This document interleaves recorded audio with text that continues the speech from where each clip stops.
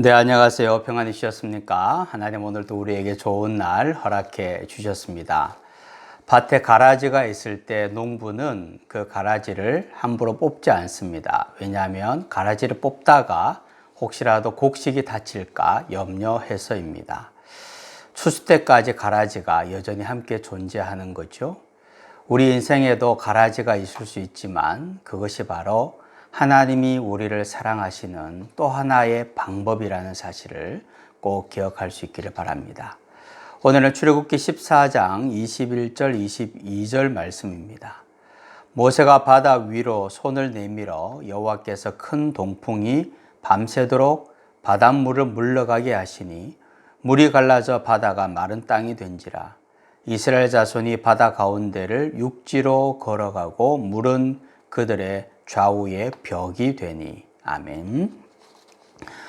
고대 근동에 있어서 바다는 혼돈의 세계이고 흑암의 세계이고 죽음의 세계를 상징했습니다. 그래서 바다에는 리워야단과 같은 괴물이 살고 있고 사람들을 풍랑에 의해서 죽게 만들고 하나님의 뜻을 반역하는 공간을 바다로 여겼습니다.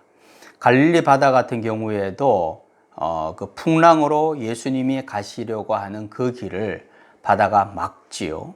그러나 그렇게 막강한 풍랑을 자랑하는 바다이지만 예수님께서 잔잔하라 명령하실 때에 그 바다는 잔잔하게 되었고 그 두려움의 대상인 그 바다가 오히려 예수님의 능력을, 권능을 나타내는 도구로 쓰임받게 됩니다. 홍해 앞에 선 이스라엘 백성들의 입장에서는 이 바다가 바로 애굽의 칼에 죽게 만드는 절망의 장벽이라고 할 수 있습니다. 그러나 하나님에게 이 바다는 오히려 하나님의 역사를 나타내는 도구가 되는 거죠. 우리가 아는 대로 이스라엘 백성들은 안전하게 홍해를 건너지만 이스라엘을 잡으려던 애굽 군대는 홍해에 수장되게 됩니다. 그렇게 위협적이던 홍해의 물도 오히려 거대한 좌우의 벽이 되어서 이스라엘 백성들을 보호하는 도구로 쓰임을 받게 됩니다. 이 홍해를 가를 때 사용되었던 동풍이 있습니다. 이 동풍이 불어와서 홍해를 가르는데요. 그런데 이 동풍은 메뚜기 떼 재앙에서 이 메뚜기들을 몰고 온 것이 바로 동풍입니다. 재앙의 근본적인 원인 제공자가 바로 이 동풍이죠. 그러나 지금 이 동풍은 하나님의 역사를 또한 드러내는데 사용하고 있습니다. 하나님의 도구가 되는 거죠. 하나님의 손에 들어가기만 하면 그 어떤 것도 하나님이 생명을 살리는 도구로 쓰임을 받을 수 있다는 겁니다. 나도 마찬가지고요. 그 사람도 마찬가지입니다. 나도 문제가 좀 있고 부족하고요. 그 사람도 문제가 좀 있고 좀 부족합니다. 그러나 하나님이 사용하시면 하나님의 귀한 역사를 드러내는 하나님의 도구가 되는 겁니다.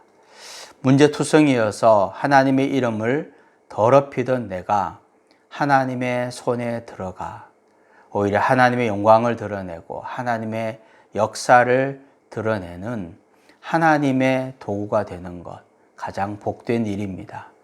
주님께 우리 자신을 드립시다. 내가 비록 부족한 것이 많고 좀 문제가 있지만 그래도 이 몸을 주님께 드려, 우리의 삶을 주님께 드려 주님께서 주님의 나라와 역사를 위해서 마음껏 사용하실 수 있도록 온전히 드리십시다.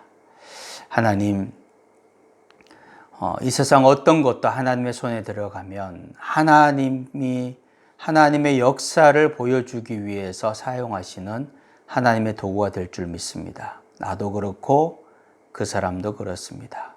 온전히 우리 자신을 드려 하나님의 도구가 되게 하여 주옵소서. 예수님의 이름으로 기도하옵나이다. 아멘.